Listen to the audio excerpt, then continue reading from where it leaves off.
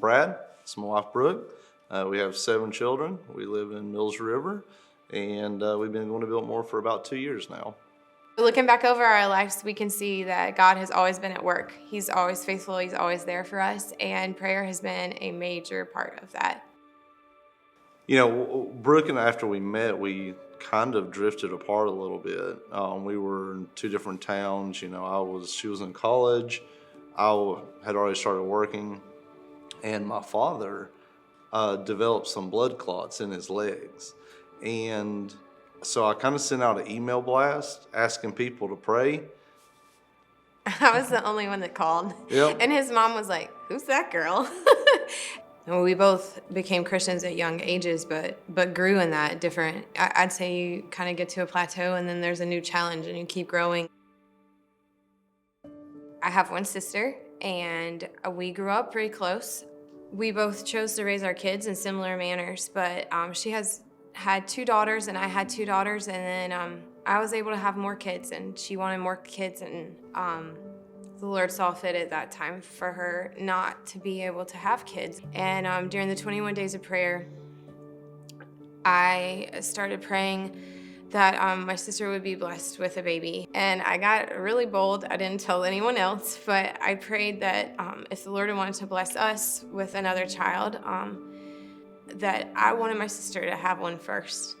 In October, we had visited her house and come back home, and she had made a couple of comments I thought sounded kind of odd. So I called her and I asked her, I said, are you pregnant? And she said, "Yes, how did you know?" I called Brad. I was bawling because I was pregnant too. And when we started talking about our due dates, her baby is due 3 weeks before mine. It's quite amazing. He can do anything that we ask him to do. I would say sometimes he doesn't answer prayers the way that we anticipate him. A lot of times people look at Brad and I walking around with all of our children and think that everything was just always easy and always that way, but our first pregnancy resulted in a loss at 16 weeks. On that first child's due date, we got to hear the first child we got to meet. We got to hear her heartbeat for the first time on that first child's due date. So it was a cool blessing. No, I think sometimes when we pray, we want it to be a microwave situation. Like, okay, I said it.